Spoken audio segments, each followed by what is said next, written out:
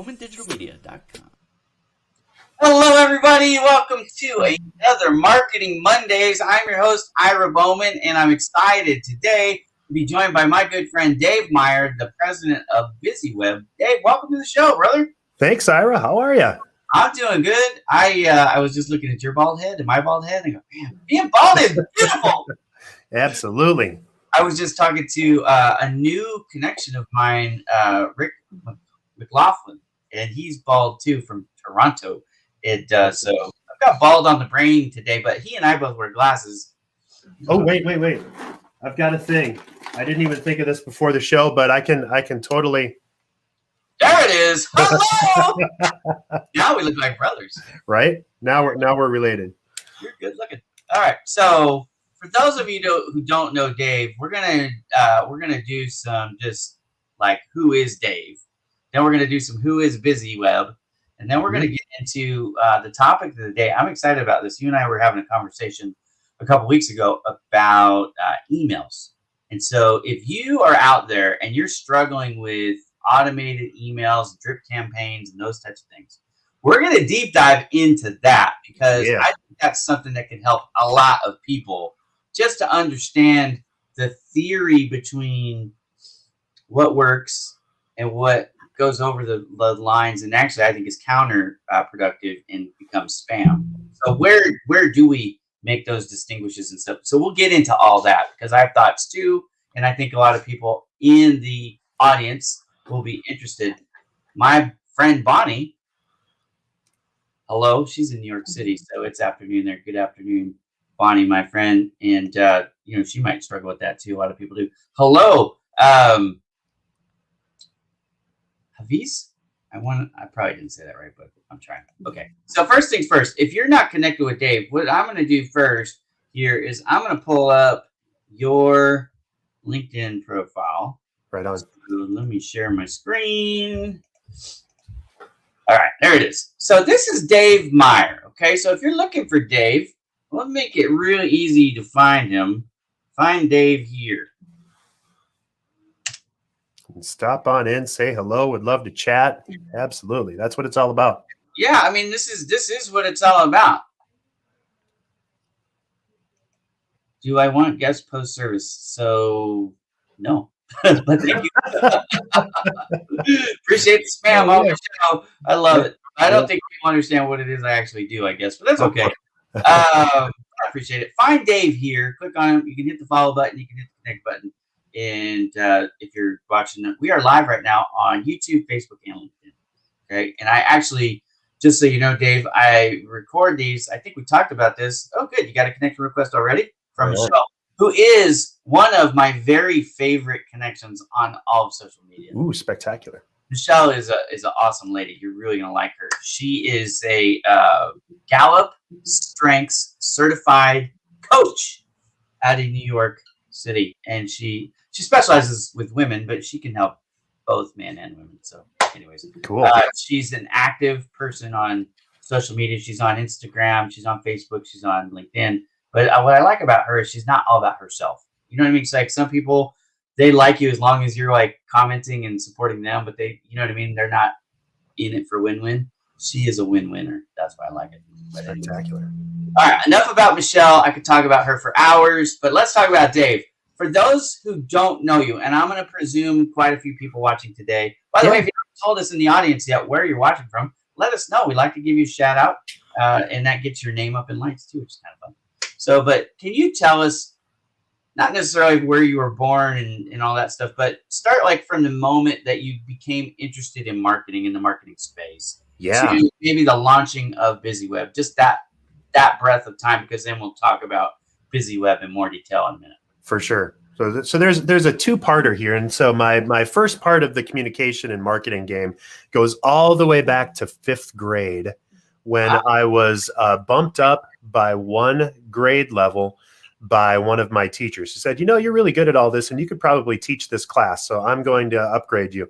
And from there, I knew that I was going to be a communicator, right? So it was always fun and always loved talking and being in front of people and, you know, just helping people share their connections and their words. And so that was always my gig. And so I started way back in the 90s when things got rolling. And I was doing internal communications and then a little bit of PR and marketing. And I'm a classically trained marketer and PR person from Minneapolis area. And so I worked at a bunch of big orgs, some internal, external. I kind of did everything. And then right when I started with the large Fortune 500 bank that I went to work for, I looked out at the sea of cubicles that I was about to find myself a part of every day. And I thought to myself, I really need to do something to save my soul in all of this. So I created BizzyWeb at the exact same time that I started at the bank. Okay. And so BizzyWeb was formed in '99. It's been 22 years already. And a lot has changed since then. That was pre-Facebook. That was pre-iPhone. That was, you know, still I had a pager, and that was the zenith of the communication because it was actually a text pager. I missed those days because like you could do, what was it, 43770? Was that what hello and flip it upside down? It was 41 for hi because we got too lazy. Or if you were really lazy, you were just your number and then 911, so they knew it was an emergency. You had to call, right? Yeah, I love you was 143. I mean, that's the stuff I remember. Yeah. But you know, it was like, so you'd be out there doing sales, and your office would call you with the number, and you were supposed to call them and check in and stuff. Exactly. That was payphones. Yeah. Remember that? Oh yes. And so, you know, back into the origin of BizzyWeb, then, you know, it started in '99 as a hobby and was doing things, building websites and creating and interacting with folks while I was doing my corporate gig. And as I went up in the ranks at the corporate gig until I was running the department, I decided in 2008 that it was time to take BizzyWeb full time. Yeah. Now, a lot of people say, well, what year was that? I'm sorry. 2008 when it was full time. That's a long time. Yeah. Okay. So, you know, even so, it's been a full venture for, you know, 11, 12. Gosh, I don't do math. I do marketing. You know, I have to know the numbers instead of marketing. But you know, it's been a long time.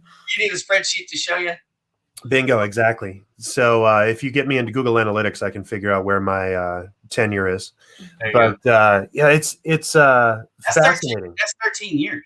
Yeah, yeah. So it's been a solid, fun run, and everything has changed even since then, right? '08, it was a bad time to maybe start a business, but it was a fantastic time to start a marketing business to help Yeah. small businesses pivot and leverage. Yeah. And we're right in that same space again now. Hey, just like the last year, because Mhm. Bowman Media launched during this pandemic, and it's been going gangbusters. Yeah, it's just so for people that are helping people pivot and adapt, it's a bonkers time to be doing business. It's been so fun. We just worked our numbers as of the end of the month, and we're up 20% right now. So Yeah. it's just No, that's really good. I did. Was it April? Was it April? No, it was March. March was my biggest month of Bowman Digital Media by 27%. Isn't that I amazing? was like, that. What a blessing! What a blessing! Now, in full disclosure, April was down a little bit, so I didn't have the gangbuster month in April. So it would have been nice to go 2 back to back. But isn't that like most businesses? You have your, it looks like a roller coaster, not a straight line. That's Uh-huh. okay. All right. So tell us about BizzyWeb. So BizzyWeb, let me share the screen again. BizzyWeb is the business that you've been running Yes. since 2013. Yes.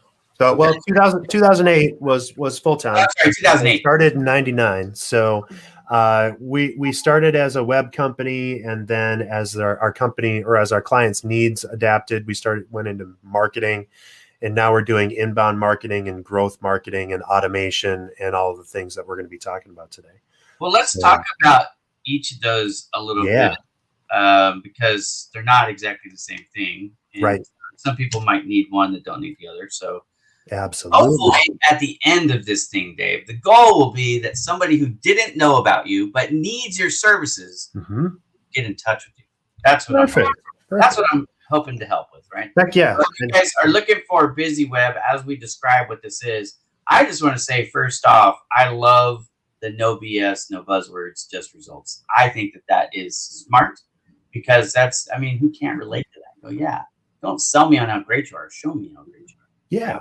Actually give me, okay, I just have to do a little bit of housekeeping. Don't spam the show or I have to block you. It gets to the point where I just have to, I have to say something. Okay. Call that lazy linking, right? Yeah. So don't try and hijack my comments, and certainly I don't appreciate it. Okay. Now, one thing I want everybody to do, see this little button right here? I call it smashing the button. Hit that follow button so that it says following. Do that for me, okay? And now let's get into it a little bit. So about BizzyWeb, specialties, lead gen, mobile responsive web design. As you guys can see, content marketing. There's a lot here. Now we're going to focus today mostly on the email marketing, but as needed, search engine optimization, social media setups, and more. That's what BizzyWeb is out there doing. Again, you're located in Champlin, which is right outside of Minneapolis. We're 15 minutes from downtown. So yeah, everybody in Minnesota is just a distance from the Twin Cities, right? That's right. That's what it really is. My sister lives about 90 minutes west of the Twin Cities she was in Wilmer. Now she's in New London. Okay. Yep. I think that's what she is. It could be the opposite. She might have moved to New London first, and now she's in Wilmer. Yeah. If she's watching, she can correct me, but I've never been to Minnesota. Actually, that's not true. I've been to Minnesota in the airport. Right. But never like out and about. So I haven't been picked up and flown off by any of those Volkswagen-sized mosquitoes you got in the summer. Right. We'll get you out, and we'll get you full of DEET, and then we'll get you out on one of our 10,000 lakes. DEETs is a great product. I'm definitely about the DEETs. All right. So tell me more. Let's just go through this list real quick. And actually, I'm going to bring up the website too. This is the actual site. So if you guys want this is BizzyWeb.com.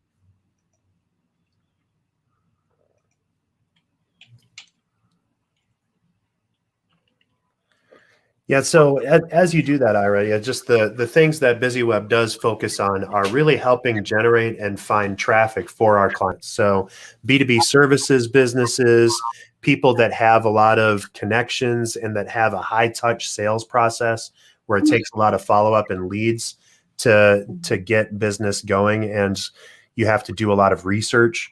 That's really where we come in. So we build all of the assets to help our manufacturing and B2B services clients to get the traffic, to attract their prospects, and then engage those prospects so that they get more of what they're looking for. It can't be about me, me, me.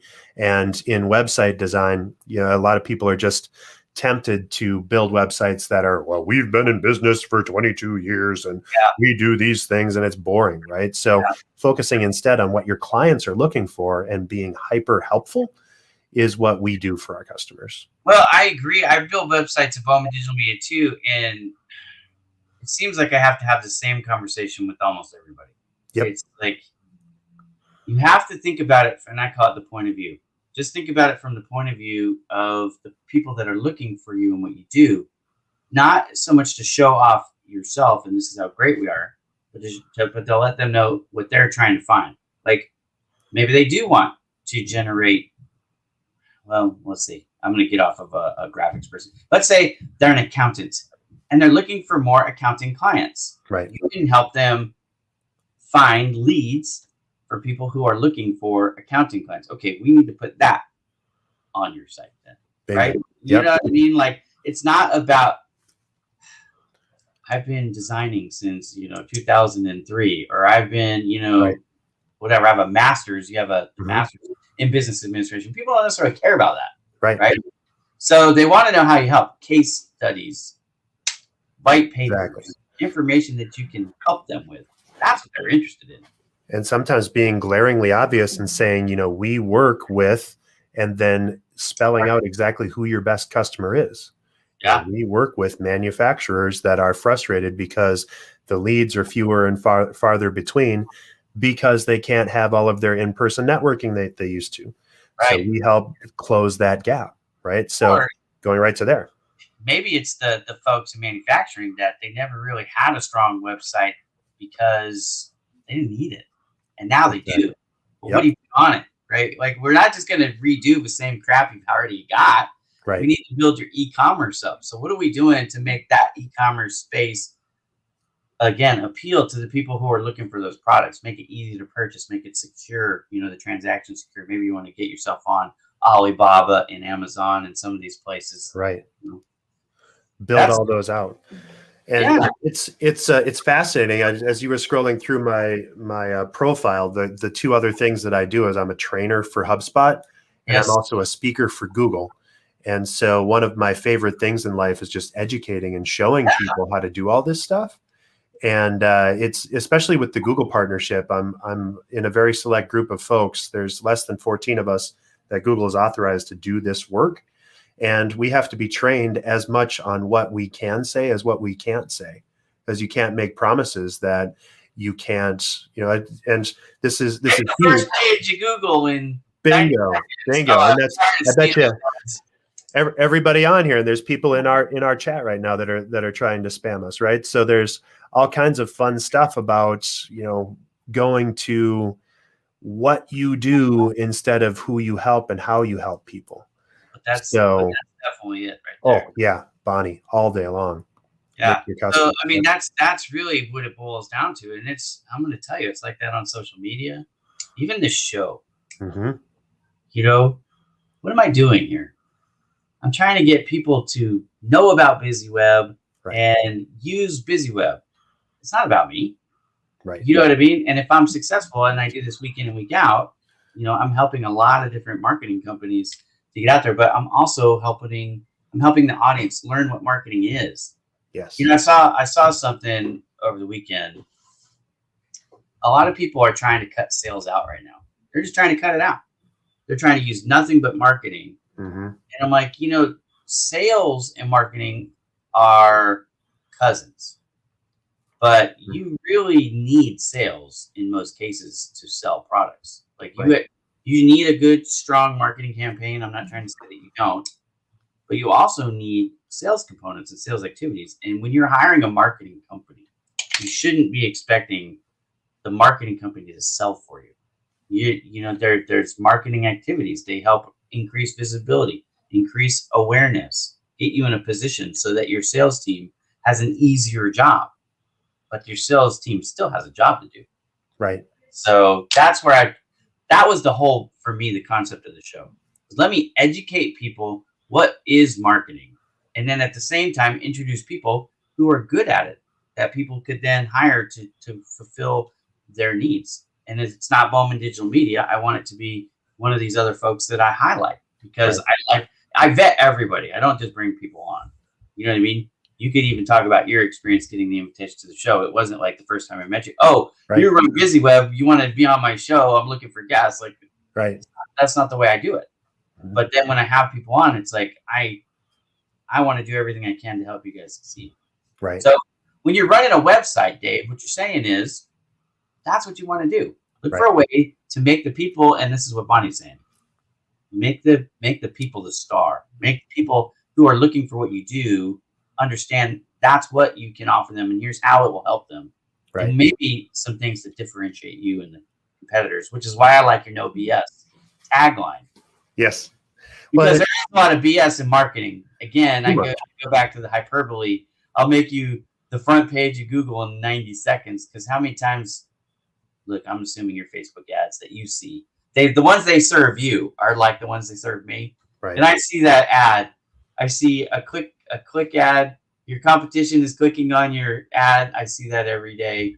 And I see I'm going to make you the front page of Google in 90 seconds every day. And it makes me giggle.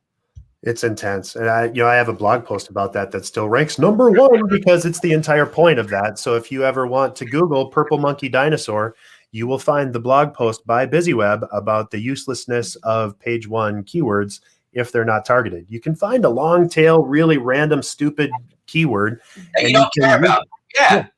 Like, okay, well, yeah, sure. I got you to page 1. Now cut me my check. No, that's all fibs. It's it's not useful. Page 1 of what?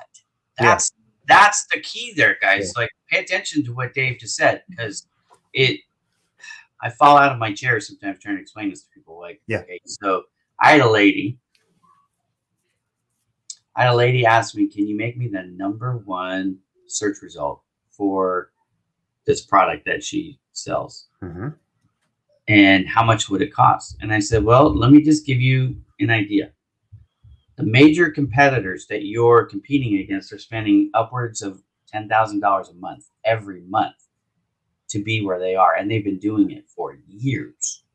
So if you want to come in and pay me like, $500, $1,000 to do it, and you want to do it like a one-time off, like I just, I want to be number 1 on Google for this service. That's something that's like a commodity. Yep. So you can start to get the idea of the volumes. Right. And you're dealing with companies, by the way, that are not billion-dollar companies. They're like multi-billion-dollar companies. Right. That's the space that we're talking about. So vertical market with billion-dollar a year in revenue companies, conglomerates, if you will, that have been around for decades or longer. And this whole thing about being on Google is not new.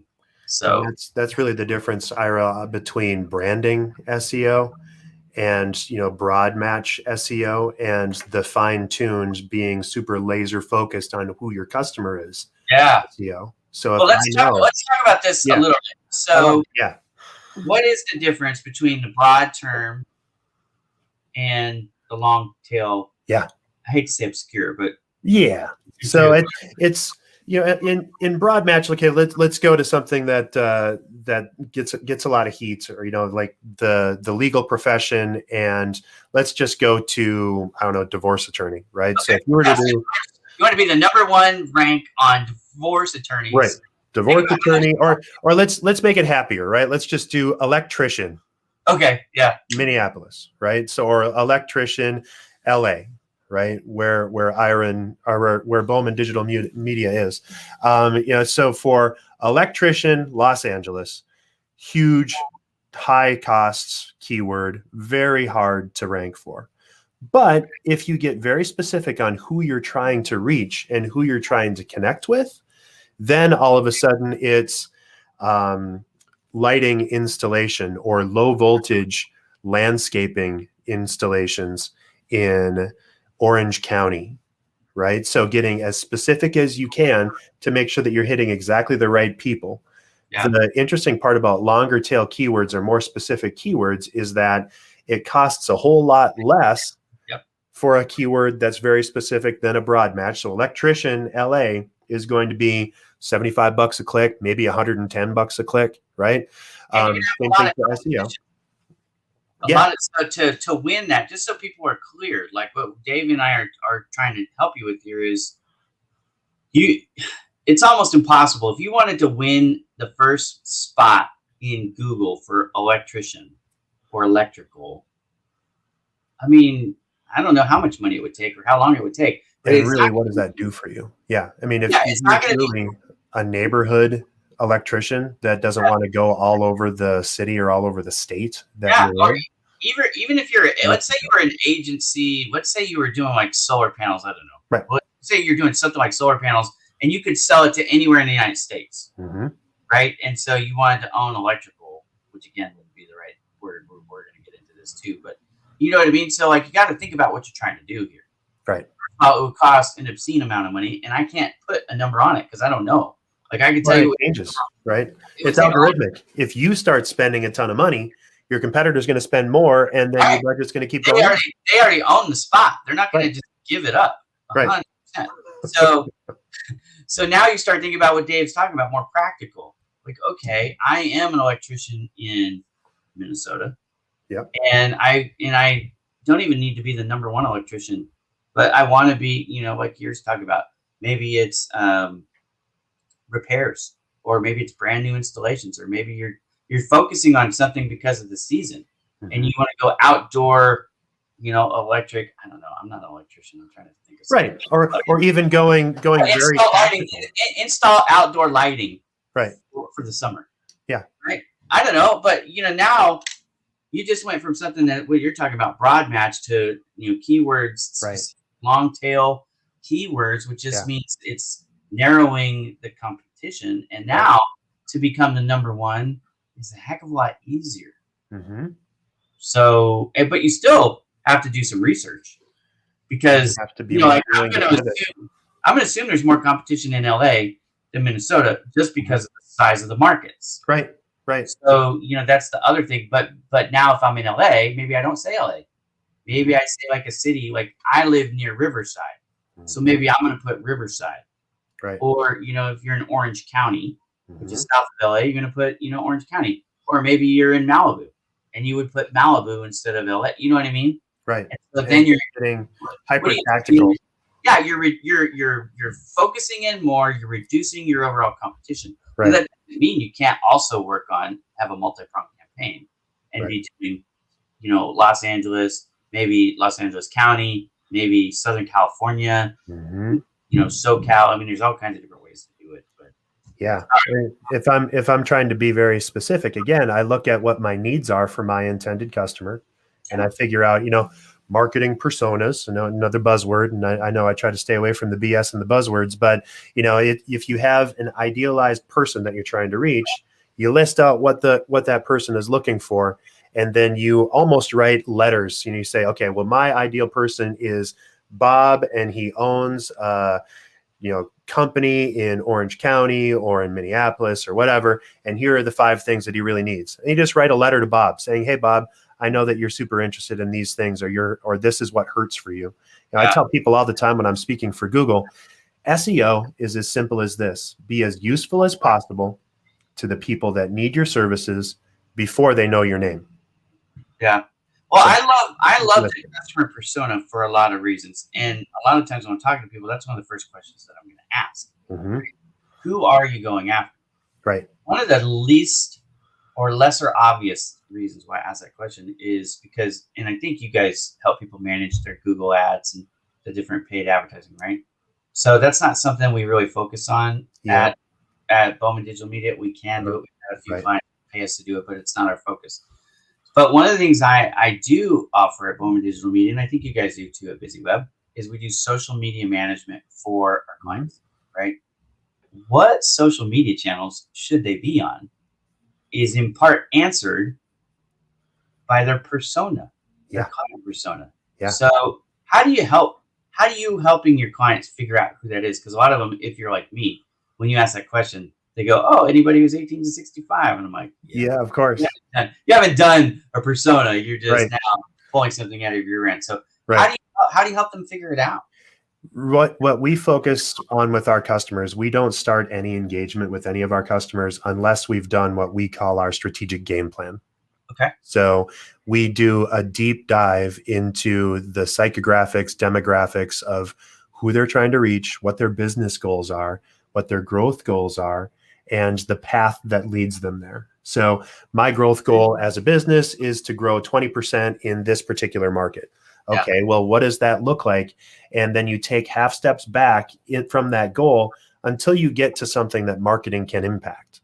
In order to get 20% more people, I need 40% more qualified leads that I can engage with and that I can connect my sales team with, right? Yeah. So that's where we start really laying down the tactics and saying, okay, well, in order to get there, we need to have this many touches. We need to have this many communications out to a huge list, right?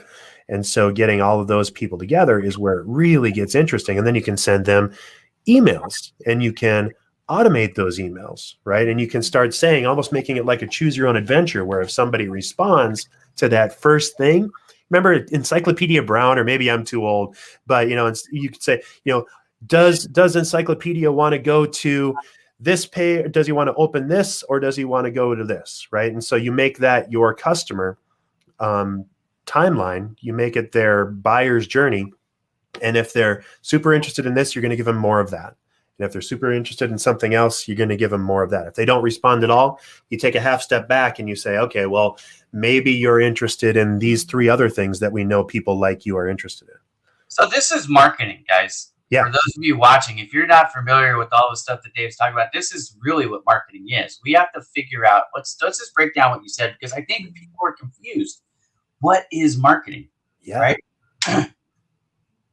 Dave just said, hey, somebody comes to him and goes, I want to improve my business by 20%. What's your marketing plan to help us with that? Now, there are companies out there who will just go, oh, we're going to do this, this, and this. Yeah. I'm telling you, those are the ones that you should turn around and run away from. Right.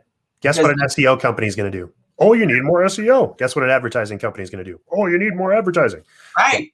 And they don't understand your business. I love the fact what you just did. Now, you didn't answer the question I actually asked. I probably asked it poorly. That's okay. That's okay.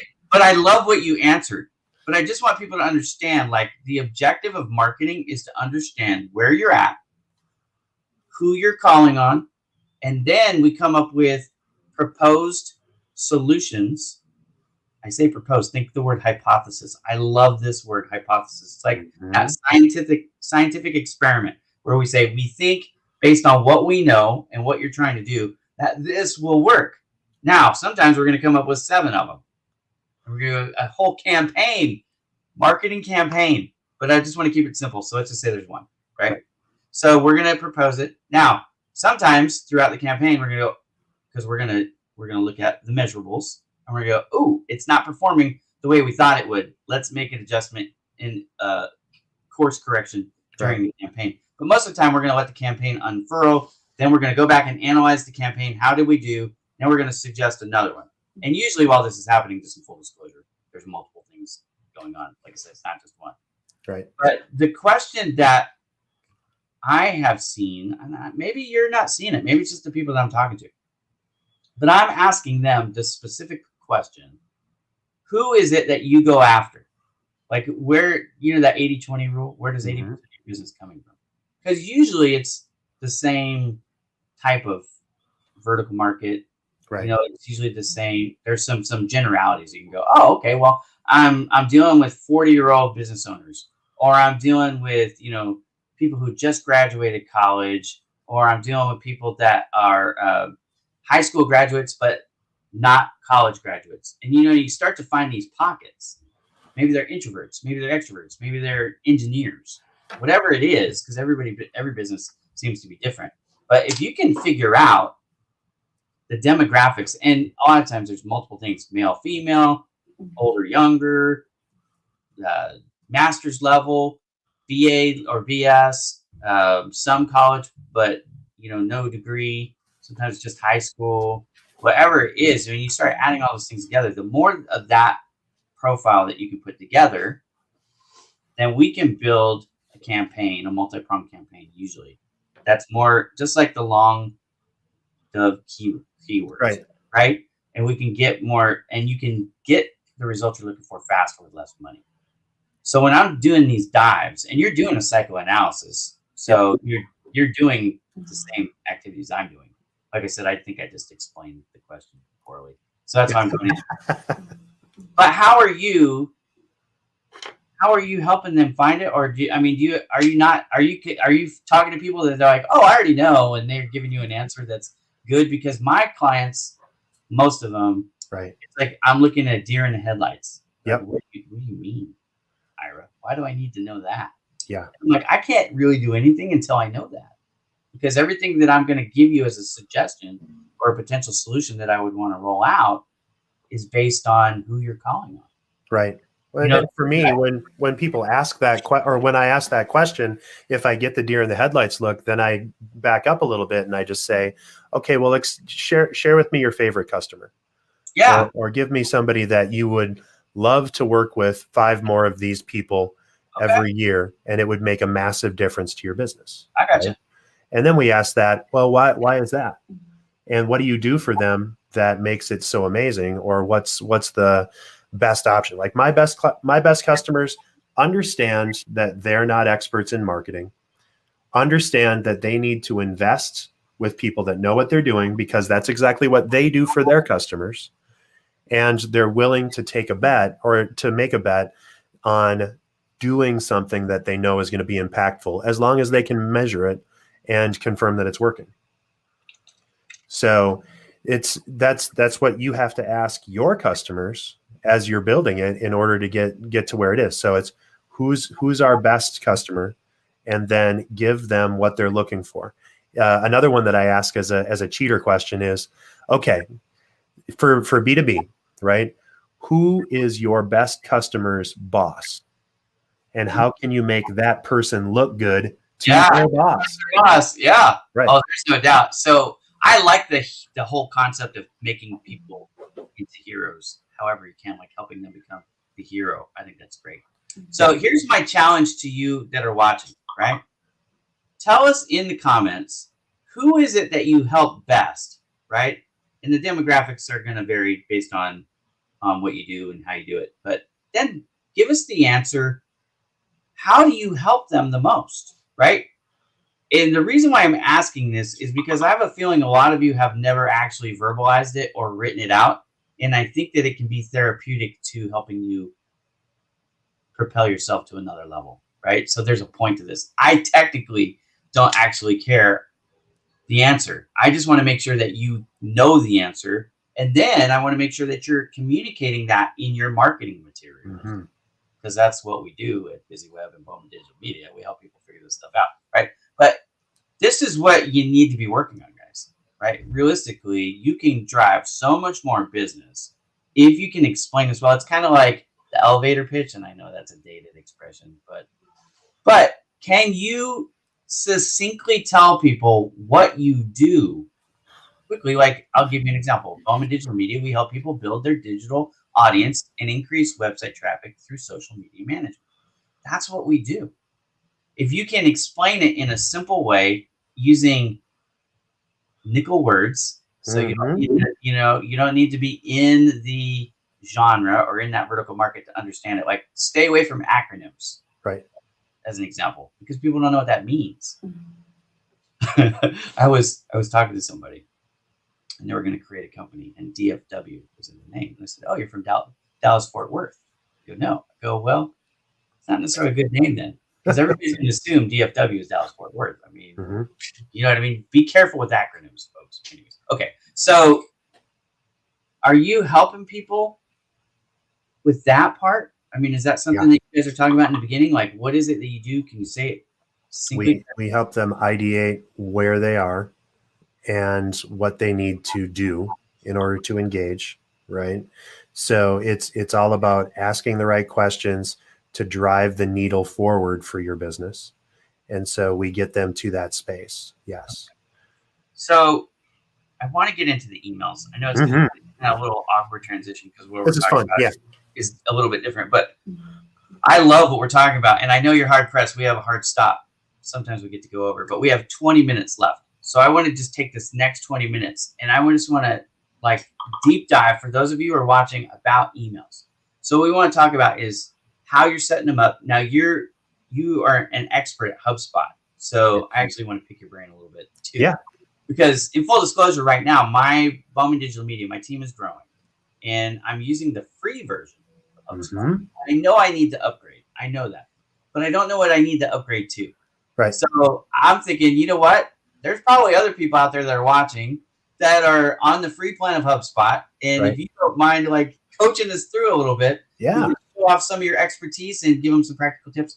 But also, more importantly, what are we doing with the emails? How do we get people to open it?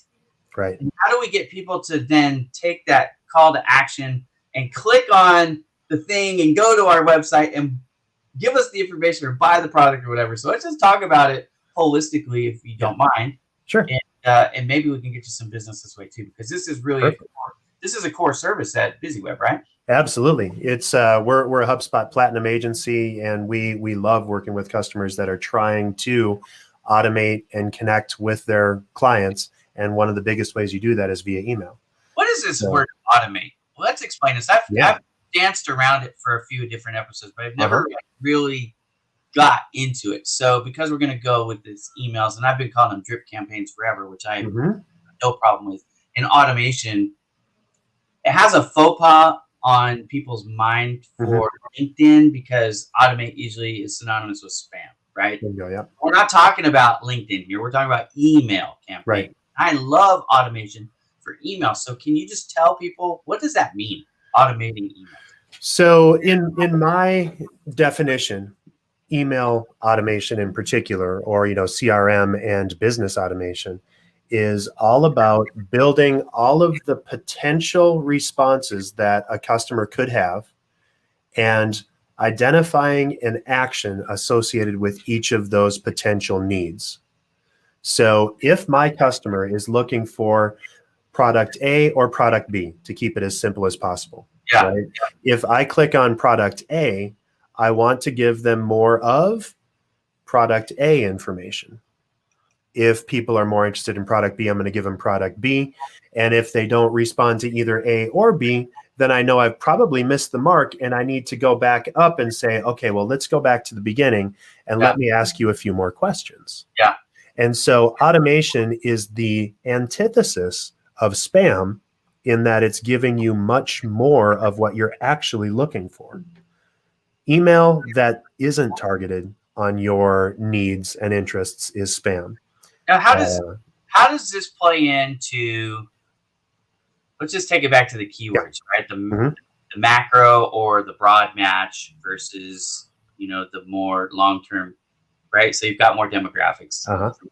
How do you handle that, or do you handle that? Is that a case by case basis, or you know what I mean? For our clients, most of the time it's a fluid, constant learning and development. So we measure every single thing that we send out. Everything is A/B tested, and we do more of what works and we adjust what doesn't. Right. Yeah. So a lot of times the data is telling us what to go with or what not to. Well, but really for our clients, what we're mostly focusing on is, okay, so the more specific someone is getting, the more or the closer you're getting to the actual buy decision. Yeah. And so your calls to action, CTAs, otherwise, the big buttons in emails and on websites that say, do this thing, which by the way, should never be click here. It should always be action oriented that lives up to the deliverable, save now, or, want more information. Exactly. Give it right to them. Book a session. Right. And then that landing page, wherever that call to action goes, needs to be directly related to whatever that promise was. If I promise that you're going to get, like, I'm going to give everybody a link at the end of our chat here, Ira, that goes to our marketing quiz. Yeah. And if I told people just to go to BizzyWeb.com and look for the marketing quiz, my website's not Where's Waldo. People don't go there for that. They don't want to go hunt and search. They want to get right to the point, especially if you're advertising or if you're doing an email, you want it to get right to the point because we don't have time. There are 7,000 other messages in our inboxes that are competing for our attention. And if I go through all that trouble to click, I want to make dang sure that people are actually getting within that second after they click the actual answer to what they were looking for. Easy to find, on topic. Yep. 100% agree. Okay. So let's talk about titles for a minute. Yeah. It seems like because there's open rates measurables, right? Yeah. So there's two things that we measure Mm-hmm. from a marketing standpoint. We're going to measure how many of them are opened, your open rate. And the other one is what we call click-through rate. And that is going from the email, they read it, to a button or a link that takes them to this landing page, right? So that's the two things that we measure.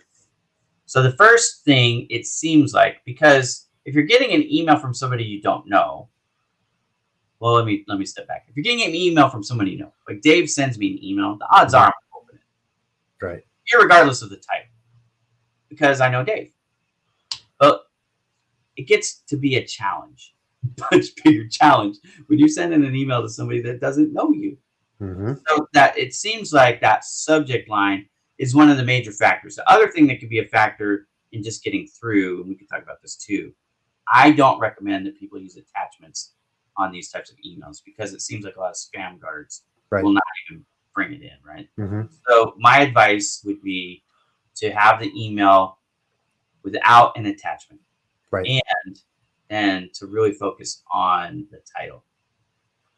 What are some do's and some don'ts for the title? So for sure, let's start with titles because I think that's a killer thing that people don't focus on nearly enough. You know, it's the difference between May newsletter and 3 things you need to know to grow your business today. I love how you said that like Eeyore because that's exactly what it is. That's how people read it. They're like, delete, right? Ira from Bowman Digital.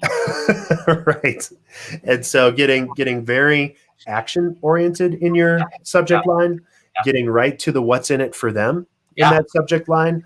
And honestly, you got to pay attention to some of the folks that are doing those high capture headlines, the clickbait websites. You know, go to your Mashables, your Engadgets, your other places that are getting business by getting clicks, and look at the kinds of headlines that they're doing because they're going where the money is, and you need to do something similar.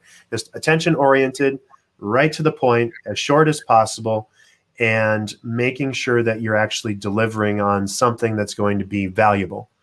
And then you mentioned, Ira, that there's 2 metrics in email marketing, right? So there's open rate and click-through rate. And here's 2 rules of thumb for the relationship between these 2. If you have an email that has a high open rate and a low click-through rate, you've engaged that audience, but you haven't delivered on the promise of that email. Right. So you don't have enough call to action. Yeah, the subject didn't match the body. Exactly. Or and this is where I distinguish this because there's actually, I think, 2 problems inside the body. So you either were probably too long-winded because that's what a lot of them are. Or try to do too much, right? Like you opened it up and you said, I am not going to read this book. Right. You sent me like you threw up verbally, you vomited on me. Yep. Too much. So content mistake there. Or the call to action wasn't compelling. Bingo. Right? So I think those are the 2 issues inside the body. But you got to get them to open it first. Right. So when you're talking about headlines, I think I want to say 3 things on this. If you are watching and you don't have a marketing agency working on your behalf, you said something earlier that every marketing person does, or they're not marketing, which is A/B testing. So take some of your sample pool, send it out this way, and measure the results. Send another group this other way and measure the results. And then through the campaign, as the results start to become clear and one is better, transition everything moving forward to that one, right? And now you've got some technique. Now, the second thing that you can do, which a lot of people don't do, which I think they should do, surveys. You mentioned the magic word, which a lot of people don't think about in marketing, which is, boy, if I really had more of this customer, that would make me happy and make me money. Okay, great. How about before you do your next campaign, you have a conversation with those people or that person. Say, hey, I'm about to, look for more people like you. First of all, do you know anybody? Ask for the referral. But second of all, ask them. If I sent you an email and you didn't know me and it said this or that, which one are you more likely to open? Right. Oh my goodness, how many people don't do that? And you can, because they're your clients. They Right. like you. So talk to your current customers to help get an insight into the mindset or the psyche of those who you're going after. And then the third thing is consider hiring somebody like Dave. Why? Because Dave, even though he hasn't worked for you before, has been doing this since 1999. Mm-hmm. So he doesn't have to start from scratch. You may not have ever done any of this stuff. So anyway, there's 3 ideas for you. Okay. Absolutely. Body of the text. So open rate. Yep. The subject line was compelling enough to get them to open. Yep. Now you said it. Low click-through rate, meaning Mm-hmm. they're not doing not anything. going to your landing page, wherever Right. that is. Or so it's the problem that people don't have an actual landing page. And so the default landing page is their homepage, which is a nightmare. So don't do that. If you are sending people, in an email to your home page of your website, that's your problem. Right. Unless you're a one-trick pony and you only do one thing, and then it's fine. But it's you have to be very, very careful on it. And the flip side that I think is always fascinating is if you have an email, you send it out to 5,000 people, you have a low open rate but a high click-through rate. Yeah. You've just found a niche. So take that list of those 11 people out of your 5,000 list. That's a target market for whatever that email was. Send them more. Don't you think that part of that means you need to work on your title? Oh yeah. So if you had a low open rate but a high click through, let's say your open rate was 5%, and then your click through rate that was 50%. Oh my God, that's really good. Yeah. Right. So okay, my title sucks.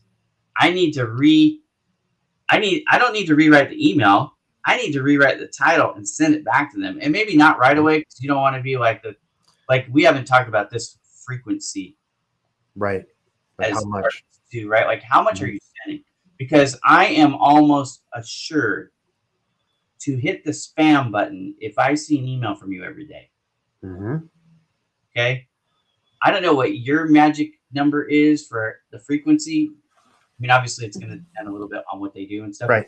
But Lowe's, I'm going to just give you a real world example, and I don't mean to pick on Lowe's, but I just unsubscribed from Lowe's list. I made a purchase at Lowe's for Bowman Digital Media, and then I started to get an email from Lowe's every single day.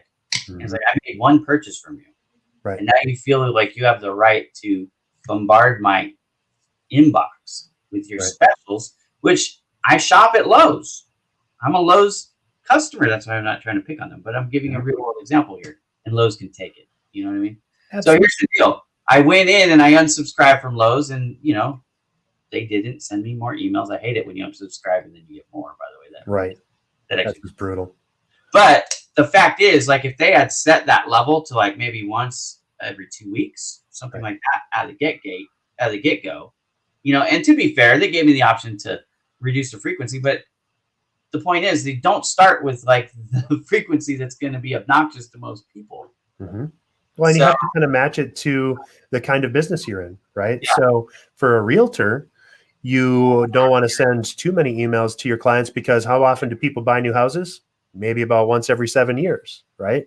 But what you do to get around that, if you're a realtor, is you give them maybe monthly updates on what's happening in their community. Yeah, add some value. Tips and tricks. That keeps you front and center for the referral for someone else that might be looking for a client or to sell their house.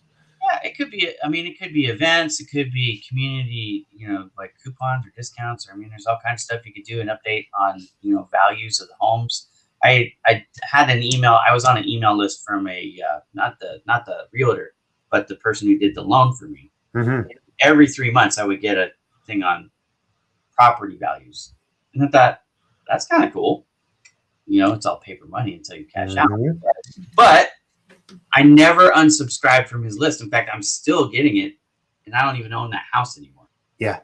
But because I find it interesting, I'm not unsubscribing. And he's top of mind because of it. So let's talk. So we've talked about frequencies a little bit, and we've got 5 more minutes. Sure. I want to give you a couple minutes to wrap up. So let's talk about this. Just suggestions for the body.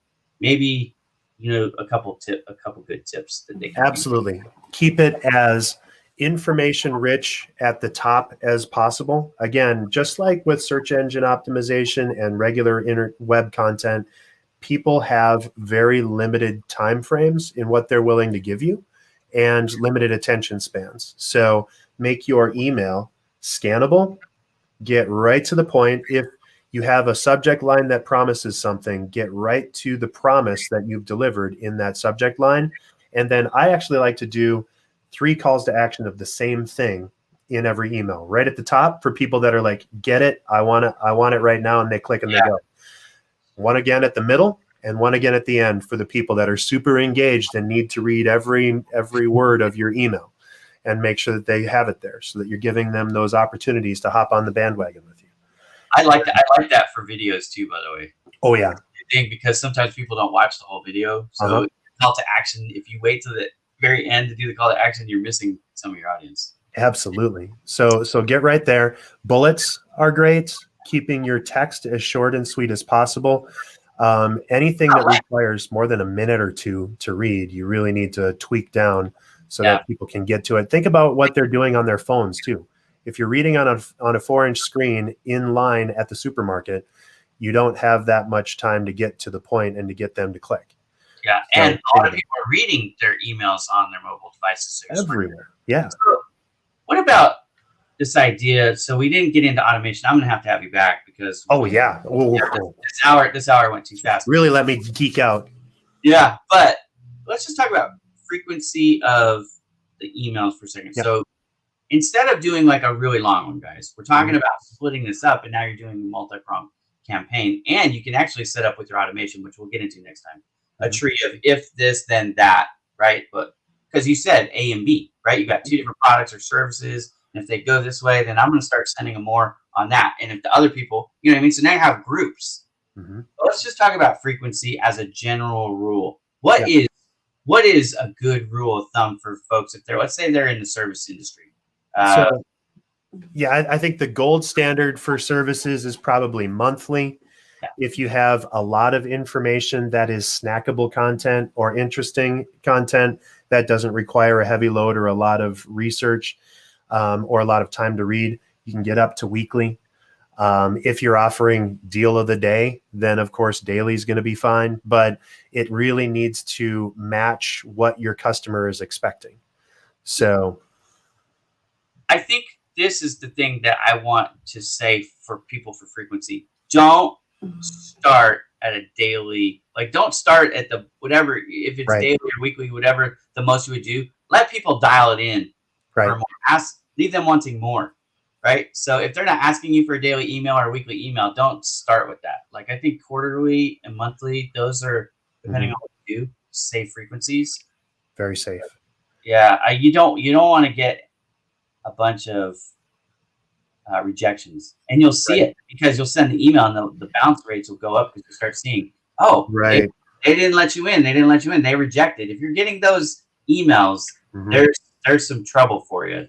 Right. Well, and Ira, you asked about HubSpot, right? So automated sequences in HubSpot, you can do follow-ups every couple of days inside of an automated email sequence. And that's the difference between the free version and the paid versions, is some of that automation. Yeah. So that's okay because you've already engaged them in a conversation. Well, and to the CRM point, beyond with the email components, now you start to say phone follow-up or social follow-ups, and there's different touch points and different touch types that you can include in a campaign. All right. We are out of time here. Be respectful because I know you got to bounce here in just a second. But Dave, you mentioned you have a link that you'd like to share. Yes. So if you can put that in the private chat, I will share that. Will do. Here we go, and it is in, so we can share that out. I have a marketing quiz that everyone is welcome to check out. This is really easy. It asks a bunch of if-then questions, and it'll wind up helping you finalize and kind of focus on what you're actually trying to accomplish inside of your marketing. So this isn't some sort of a spammy thing. It's literally designed to help you fine-tune your marketing messages. Yeah, so there, I've got it on all three for you. I forgot to put the Thank final you. quiz here, but there it is. Okay, so take that quiz. Dave, we're gonna have you back on now. Let's. I'd be remiss if I didn't say this too. We're on another show together. Yes. Lead Gen Ballers. Yeah, Lead Gen Ballers is the second Wednesday, I think, of every month. I'll have to double check that. But you guys can find us there. I'll actually be hosting the show next time on my account, so you guys don't have to search for it. Last time there was a little bit of confusion of where we were live at, so we're going to just be changing that up. And I see my buddy John. Hello, John. I haven't seen you in a while. Good to see you too, John. And Maureen, welcome to the show. We appreciate you guys coming on. Dave has to run, so we're going to call it a day. But this was Marketing Mondays. Thank you guys. This happens every Monday. I think next Monday, if I have it right, I am going to be flying solo one more time. I'm going to be talking about a couple things. We didn't get into it, but I want to talk about videos and emails. But I'm going to be talking more specifically about how to set up the videos. So we're going to go into video marketing in deep dive next week. I'm going to be flying solo, so it's just going to be me like instructional. But I'm going to get into email, the video component, how I approach videos inside emails. So if you guys are interested in that, check me out. It'll be 11 o'clock Pacific time. That's 2 p.m. Eastern, or you can time adjust wherever you are. If you ever miss one of these Marketing Mondays and you want to see it, you can catch it on bowmandigitalmedia.com. I have a tab that's called Marketing Mondays. And you can also, if you want to read anything that we said, I do transcribe the show and put that in the blog. So if you want to catch Dave Meyer's episode, you can do that. I will have it live on the website probably by the end of today. Dave, thank you so much for joining. Thanks, Ira. For those of you who are joining a little bit late, let me do this one more time before we go. This is BizzyWeb. It's BizzyWeb.com. This is that guy right there, Dave Meyer. He's the president of BizzyWeb. They have been around since 1999, bro. They're in their second millennium. It's amazing. This guy is a Google trainer, a HubSpot certified aficionado, the owner of BizzyWords. If you need some help with your marketing, you might want to reach out to my friend, Dave Meyer. Dave, thank you so much for being on the show. I hope you have a great day. Thanks, Ira. Thanks, everybody. All right, all. We will see you next time. Have a great day, everybody. Bye.